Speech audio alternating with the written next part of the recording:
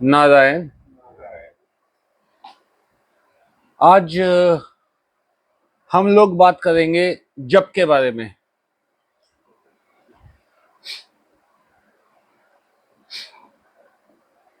जप क्या है? जप का नाम जप क्यों पड़ा? जप का अर्थ है जब हम परमात्मा के निकट पहुंचे हुए हों। सिर्फ मुंह से राम राम कर रहे हैं और साथ में अपना काम कर रहे हैं तो वो जप नहीं है। आपने अब बढ़िया आसन बिछाया, बढ़िया ढीले कपड़े पहने, आराम से बैठ गए, कमर सीधी कर ली, सुखासन में बैठ गए या पद्मासन में बैठ गए, हाथ में माला ले ली और जाप शुरू कर दिया, राम राम राम राम राम राम।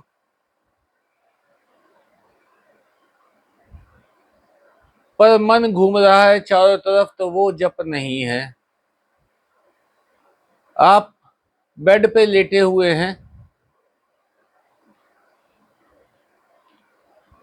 मन में चिंतन चल रहा है कि मैं राम के सामने जाऊंगा तो राम के साथ क्या बात करूंगा। अपने मन की दुविधा, अपने मन की शंका, अपने मन का कष्ट राम को कह रहे हैं, वो भी जप है। जब आपको अनुभूति हो जाए भगवान की अपने साथ, तो वो जप है। एक बड़ा प्यारा मैसेज आया हुआ था, कहते सतयुग में तो मंत्र काम करते थे,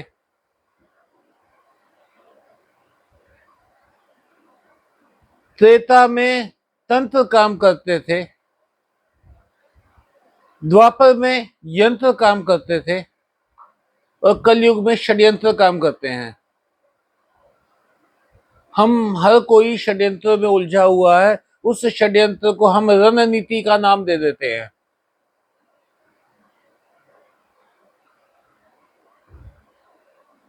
बिजी तो है हम दुनिया में, बिजी तो है हम माया में, पर हम लोग समझ नहीं पा रहे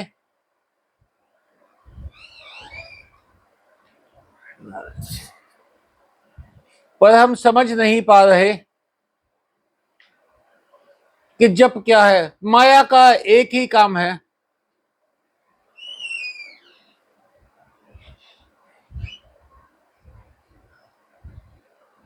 माया का एक ही काम है, वो आपको भगवान से दूर करती है। माया भगवान की शक्ति है। भगवान चेक करने के लिए कि आप मेरे साथ जुड़े हैं या माया के साथ जुड़े हैं। एक फिल्म में एक सीन था, उसमें छोटा भाई बड़े भाई को कहता है कि बंटवारा कर लेते हैं। तो एक साइड वो घर का सारा सामान रख देता है, एक साइड कुर्सी पे खुद बैठ जाता है। छोटे भाई को कहता है जोन सी ढेरी पसंद हो ले ले। कहते ढेरी तो एक ही है। कहते देखने वाले को दिख जाएगी।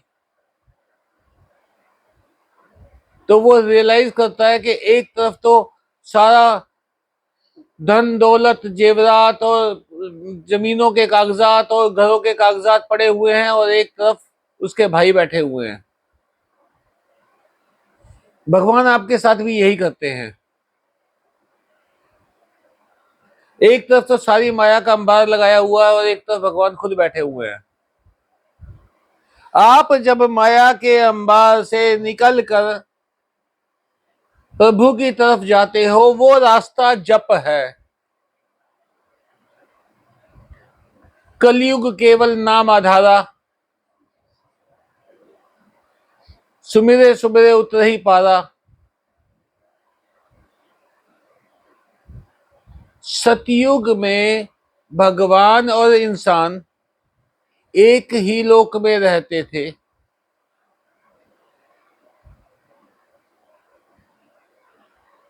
एक ही लोक में रहते थे, तो उस वक्त क्या था, तपस्या बड़ी, आपने तपस्या की, भगवान आ गए। ध्यान उस वक्त सही रास्ता था, भगवान को पाने का सीधा रास्ता था। फिर आया त्रेता युग। त्रेता युग में भगवान दूसरे लोक में रहने लगे, इंसान दूसरे लोक में रहने लगे। आप पूरी रामायण में कहीं भी ये जिक्र नहीं सुनेंगे कि भगवान नीचे आ गए, भगवान राम खुद भगवान राम को दर्शन दिए हों। इंद्र ने, देवराज इंद्र ने अपना रथ भेज दिया युद्ध करने के लिए, पर खुद सामने नहीं आए। तो यानी दर्शन बड़े मुश्किल हो गए थे।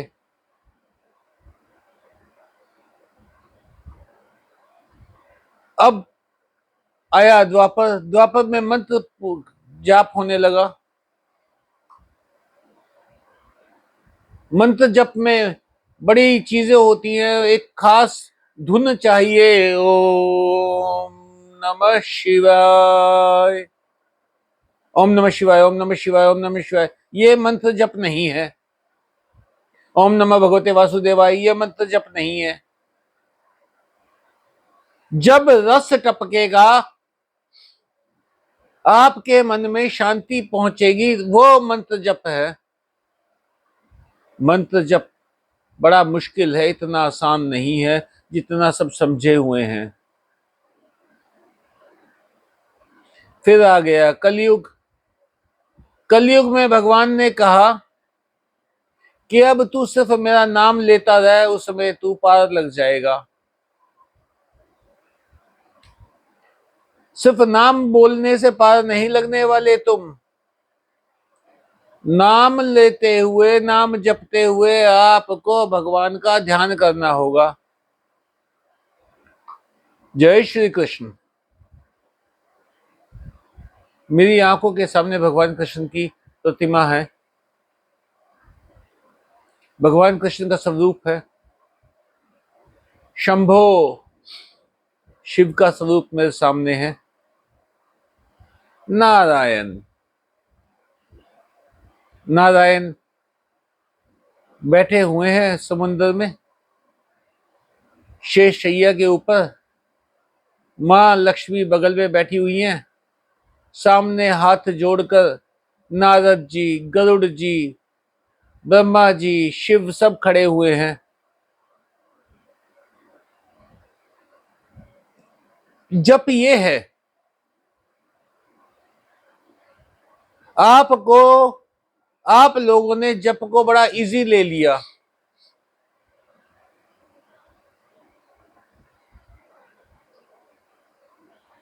एकदम धन अगर आपको चाहिए और कोई सरल मार्ग से अगर आप धन कमा रहे हैं, तो इसका मतलब वो रास्ता गलत है, ये पक्की बात है।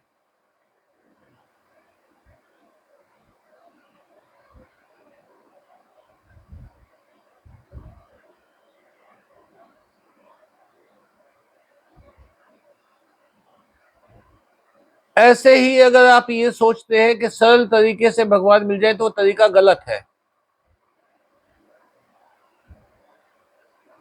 रातों रात करोड़पति अरबपति कौन होगा? जिसने जुआ खेला होगा, जिसने चोरी की होगी, या जिसने हेरा फेरी की होगी।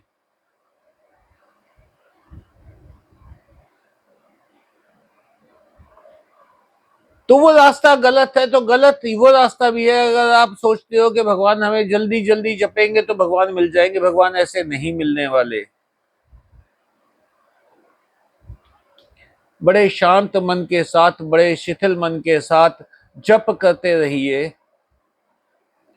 समय बहुत थोड़ा बचा है। मैं बार बार रिपीटेडली आप लोगों को कहता जा रहा हूं। आज 14 अप्रैल हो गई है, बाहर मौसम एकदम ठंडा है। अब तक 14 अप्रैल तक गर्म दिन 1 या 2 हुए हैं, वरना अप्रैल में तो लू चलनी शुरू हो जाती थी।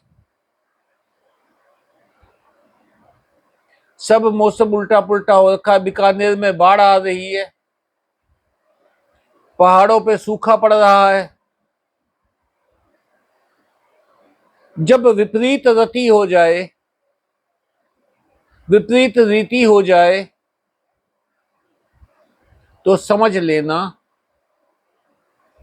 कि ये इंडिकेशन है। अभी कोरिया में भूकंप आया था, सॉरी ताइवान में भूकंप आया था। उसके बाद हिमाचल में भूकंप आ गया। रोज बाढ़ की घटनाएं घट रही हैं, रोज आगजनी की घटनाएं घट रही हैं। अभी वो 30 के तकरीबन लोग मर गए, वहां पे धारूहेड़ा में ब्लास्ट हुआ था। परसों बस पलट गई, 6 बच्चे मर गए। बाइबल में ये बात लिखी हुई है।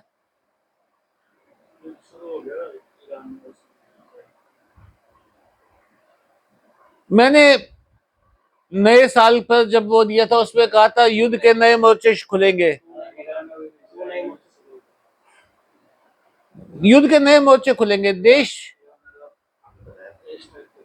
संसार, मानव कोई सुरक्षित नहीं है। समय करवट बदल रहा है। जितना जप हो सके कर लीजिए। जितना आप लोगों के पास सिस्टम है वो 5-6 साल के लिए काफी है। आप सब जानते हैं इस बात को। 5-6 साल के बाद ये सारा सिस्टम रहने वाला है।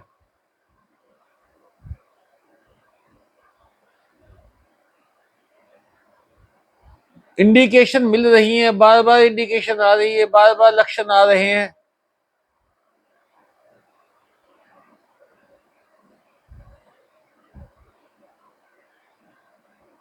जो ये हमारे लिए शिव भगवान, विष्णु जी भगवान के जो चित्र बनाए गए हमारे, वो हमें क्या कुछ मार्गदर्शन करने के लिए दिखाए गए? हाँ जी। क्योंकि हमने किसी को देखा तो है नहीं। देखा क्यों नहीं? अनुभव की बात है, ऐसा है। देखिए, एक कल्पना करेंगे कि हमने जो हमारे सामने अब तक हमको चित्र दिखाया गया, जैसे शीत सागर में विष्णु जी को विश्राम करते हुए, कैलाश पे हिमालय पर भगवान शिव को विराजे हुए, तो वो हमारे को दिखाया गया। तो हम विजुलाइज करेंगे, कल्पना करेंगे तो सामने अपने जब करते हुए, तो हम उनको देखेंगे। लेकिन वो जो चित्र बनाए गए हैं वो हमें कुछ मार्गदर्शन, कुछ समझाने के लिए किए गए हैं। बिल्कुल। प्रत्येक भगवान की 4, 6, 8 भुजाएं क्यों हैं? उतने गुना सामर्थ्य ज्यादा नॉर्मल सामर्थ्य इतना ज्यादा काम कर, उतने ज्यादा जो ज्यादा काम करेगा वो भगवान बनेगा। 4 हाथ दिखा रखे भगवान विष्णु के। एक हाथ में चक्र है जो दंड देता है, एक हाथ में शंख है जो आनंद देता है, एक हाथ में गदा है जो उलझनों को दूर करती है, एक हाथ में कमल है जो सुंदरता का प्रतीक है। भगवान के पास आनंद भी है, सौंदर्य भी है, पाप कर्मों की सजा भी है, और आपकी रुकावटों को खत्म करने वाला सामर्थ्य भी है। तो जानने योग्य क्या है? जानने योग्य आपको भगवान का संपूर्ण रूप है। समय को जानने से परमात्मा को जाना जा सकता है? बिल्कुल जाना जा सकता है। तो खुद को जानने की कला सिखाइए। खुद को जानने की कला क्या है? खुद को क्या जानना चाहते हो आप, पहले ये समझिए। क्योंकि जैसे जब करते हैं, मैंने आपके आदेश का ना संपूर्ण पालन करने की कोशिश करता हूँ। उठते बैठते खाते पीते जैसे भी मेरे को जो समय भी मिलता है ना, मैं उसमें अपने आप को एक कार होने की कोशिश करता हूँ। तो कुछ है जी जो है भी और नहीं भी, पर समझ से परे, उसको पूर्ण अनुभव में और कैसे जाने जी, उसके बारे में मार्गदर्शन। बेटा, जब जप करने में मिठास टपकने लगेगी ना भीतर, तो समझ लेना नारायण सामने आने वाले हैं। जप का जब लत पड़ जाएगी ना, लत, नशेड़ी को जैसे नशे की लत होती है ना, तो ऐसी जब जप की लत लग जाए ना आपको, तो समझ लेना कि नारायण आने वाले हैं। अब तो खाली बैठने पे भी ना जी मन में कोई विचार लाने का इच्छा ही नहीं होती, वो ये कार सी चलती रहती है। ये बहुत बहुत अच्छा आपका स्तर पहुंच गया है, बहुत अच्छा स्तर पहुंच गया है। इसी मार्ग पे आगे बढ़ते रहिए। तो जब हमें संसार छोड़ना होगा, भगवान से खुद को जोड़ना होगा। अब एक टुकड़ा खाया, आहा, माधव खाओ जी, माधव आपने खाना दिया, धन्यवाद। केशव पानी की घूंट ली, तरावट आ गई। मेरे गले में टुकड़ा फंस गया था, वो नीचे चला गया, रास्ता खोल दिया आपने। हर चीज में धन्यवादी हो जाओ। कष्ट आए धन्यवाद करो कि मेरे पाप कर्म कटवा दिए आपने।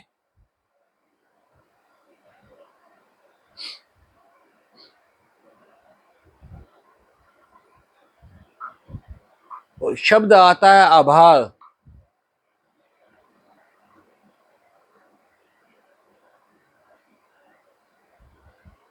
आभार कि आपका भार हो गया मेरे ऊपर। तो आप नाम जपते हो ना, तो भगवान के ऊपर भार हो जाता है। परसों चौथे मैंने लिखा था, एक पीछे पीछे हरी फिरेज, कहत कबीर कबीर। ऐसे जाप करिए, हाँ जी, ऐसे जाप आपने लिखा था ना कि ऐसा जाप करें। ऐसा जाप करो कि भगवान के इतना दब जाए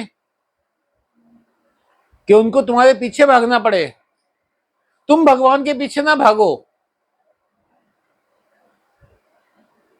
अब एक बात बताइए, इलेक्शन के दिन है, एक व्यक्ति है जिसकी 3 लाख की फॉलोइंग है, एक स्पिरिचुअल लीडर लगा लीजिए, कोई आध्यात्मिक गुरु लगा लीजिए, एक कोई धार्मिक गुरु लगा लीजिए, जिसकी उस लोकसभा सीट के ऊपर 3-4 लाख के फॉलोइंग है और बड़े डेड फॉलोअर्स है उसके। सारी पार्टियां उसको टिकट देने के लिए पीछे पीछे फिरेंगी। फिरेंगी या नहीं, ये बताओ जी। ऐसे ही नारायण भी ना तुम्हारे पीछे पीछे फिरेंगे, तुम्हें मोक्ष की टिकट देने के लिए। वो चुनाव की टिकट तो क्या करोगे, मोक्ष की टिकट मिलने वाली है। ये जो भी है ये सब मन की क्रिया ही नहीं प्रतीत होती। कौन सी? जैसे जाप किया जी, कोई अनुष्ठान करा, तो कोई है ऐसा जिसकी जिसको जानने योग्य है, उसकी भी कोई क्रिया है। भगवान कृष्ण ने कहा है जानने योग्य सिर्फ एक है, वो मैं हूं। गीता में भगवान कृष्ण ने कहा है, अर्जुन तेरे लिए जानने योग्य सिर्फ मैं हूं। मैं इस शरीर में हूँ, मैं नहीं हूँ इस शरीर में, तो मेरे को तुम नहीं हो कुछ भी। नहीं, मैं इस शरीर में हूँ जिस टाइम जो भी बोल रहा है, हाँ जो भी सोच रहा है, जो हाँ भी हाँ विचार हाँ। रख रहा है, तो वो इसमें से निकल जाएगी। तो सिर्फ वो संस्कार योग्य है जी, उसका अंतिम संस्कार करते हैं, लेकिन जो है उसको जानने योग्य कोई क्रिया है। नहीं, देखिए मेरी बात समझ के चलिए। आपके भीतर एक बिजली आ रही है, एक मशीन, आपके पास एक मशीन है, कोई भी मशीन है, बिजली से चल रही है। बिजली का कनेक्शन कट गया और मशीन लोहा है, समझे मेरी बात? तो ये बिजली कहाँ से आ रही है? बिजली घर से नहीं आ रही है, वहां से आ रही है जहाँ बिजली की प्रोडक्शन हो रही है। बिजली घर में भी तो बिजली पीछे से आ रही है। ऐसे ही आपके अंदर जो शक्ति है, जिस दिन आप कि शरीर में वो बिजली का कनेक्शन कट जाता है, आप लोहे रह जाते हो, आपको कबाड़ी के बेच दिया जाता है। कबाड़ी के जाके उसको पिघला के उससे नई चीज बनाई जाती है, वो फिर मार्केट में आ जाती है। हम इसी चक्कर में तो घूम रहे हैं। मैं कई बार सोचता हूँ भाई, भाई ऐसे कहते हैं जी ये जो जीवन मिला है, मनुष्य जीवन मिला है, ये 84 लाख योनियां काटने के बाद मिला है। तो इतनी 84 लाख योनियां काटने के बाद भी मेरे को ये शरीर मिला, तो भी मैं सिर्फ अपने कर्म काटने आया हूँ, प्रारब्ध के जो मैंने पिछले जन्म में करे थे। बिल्कुल। तो इतने योनियां निकालने के बाद भी फिर ये जन्म मिला, तो सिर्फ वो भोगने के लिए? नहीं, ये कर्म करने के लिए, ये जप करने के लिए, भगवान से जुड़ने के लिए मिला है। एक कुत्ता है, सड़क के ऊपर घूम रहा है, उसको रोटी चाहिए, उसको अपना कुछ विश्राम करने की जगह मिल जाए बेचारे को, सर्दियों में कहीं गर्म जगह मिल जाए, गर्मियों में कोई ठंडी जगह मिल जाए, उस वो जप नहीं कर सकता।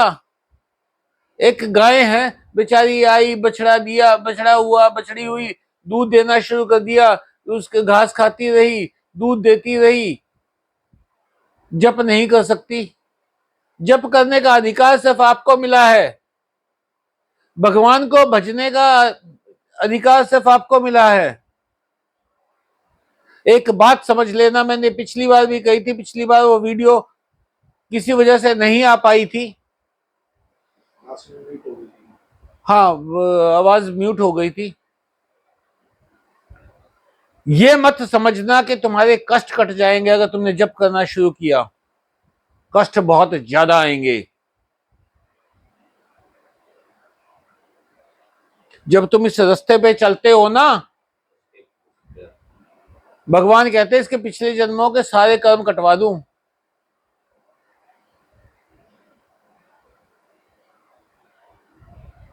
नजदीक से महसूस कर रहा हूँ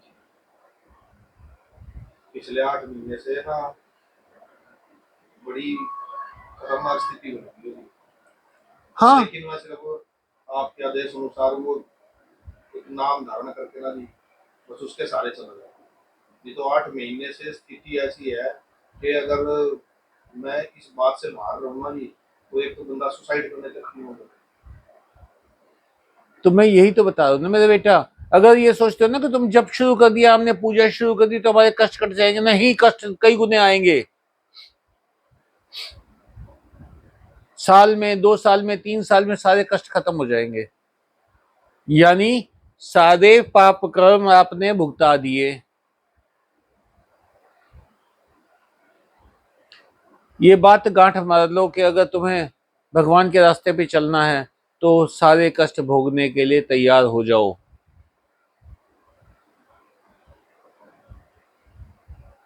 जो अपने शरीर में आत्मा है, बड़ा मूर्खतापूर्ण सवाल है ये समाधान का। जो अपने शरीर में जिसको आत्मा बोलते हैं, जिसका मैं कोई बोध नहीं है, उसको परब्रह्म मानेंगे, उसी को नारायण मानेंगे, उसी को शिव मानेंगे, या फिर बस एक दिखावा हो रहा है ये सब? आत्मा क्या है? आत्मा बिजली का वो मीटर है जिससे तार आपके शरीर को चला रही है, आपके मन को चला रही है, आपके चित्त को चला रही है, आपके अहंकार को चला रही है, आपकी बुद्धि को चला रही है। बस उसको जानना सिखाओ। जानी जनाई है वो तो। उसका कोई अनुभव तो नहीं है। अनुभव किस लिए करना है तुम्हें? तुम अपनी ये जिज्ञासु प्रवृत्ति छोड़ दो। मुझे नहीं जानना कुछ, मैं एक बात जानता हूं कि मेरे नारायण हैं। मुझे कुछ अनुभव नहीं करना, मुझे एक अनुभव करना है कि मेरे सामने भगवान आए, मुझे सीने से लगा लें कि आजा मेरे बच्चे।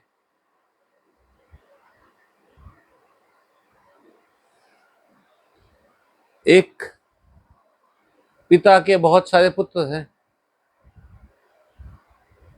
कोई किसी काम में लगा हुआ है, कोई किसी काम में लगा हुआ है, कोई किसी काम में लगा हुआ है। पिता घर आए, एक पुत्र दौड़ के उनके लिए ठंडा पानी ले आया, पंखा चलने लगा। पिताजी ठीक हो आप? थक गए होगे? पिता सीने से लगा लेगा उस बच्चे को। तुम परमात्मा को पिता की तरह अनुभव करो।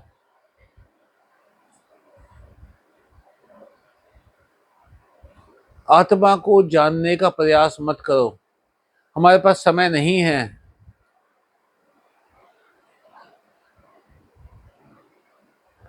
फिर रास्ता भटक जाओगे। पिछले जन्म में भी यही हुआ, इस जन्म में नहीं करना दोबारा। कई बार ऐसा लगता है जी, अगर सदा को नहीं जान सका तुम उस परमात्मा को, परब्रह्म को, विष्णु को, शिव को अरे कैसे जान सकोगे? अरे वो तो आएंगे ना जिस दिन आएंगे।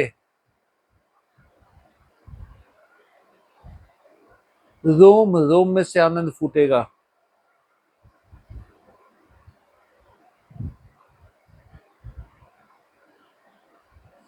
ज्यादा जिज्ञासुपन पथ भ्रष्ट करता है। इसीलिए मैं बार बार कहता हूं सरल हो जाओ।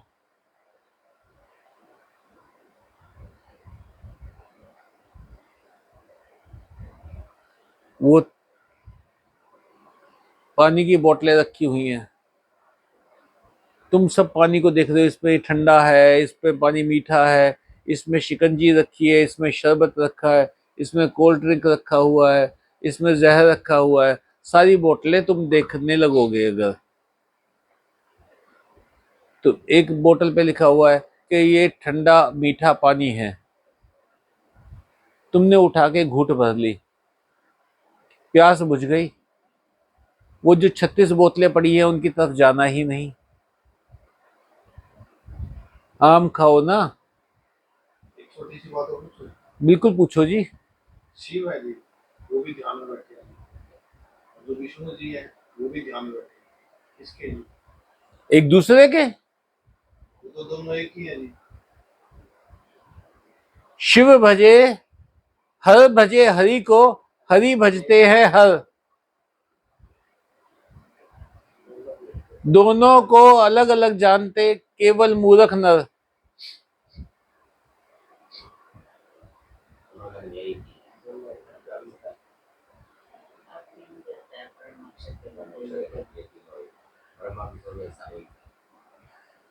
शिव की आरती गा के देखो आप,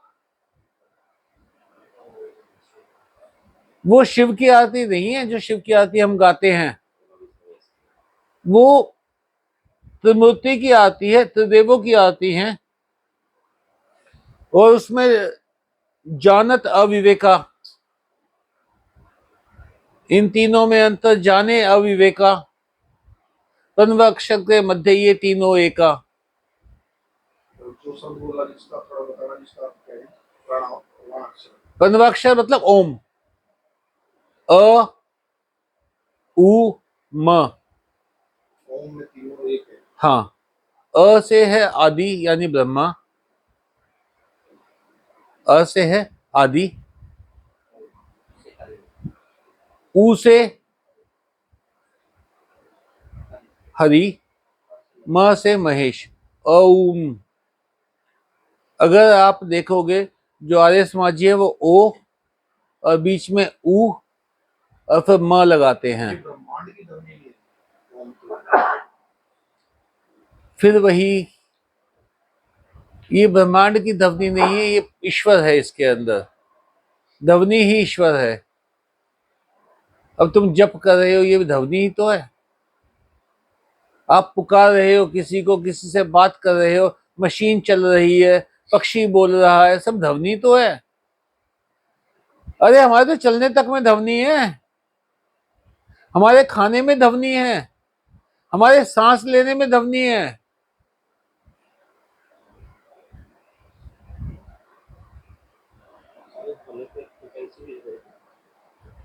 आज का यहीं पर समाप्त। नारायण।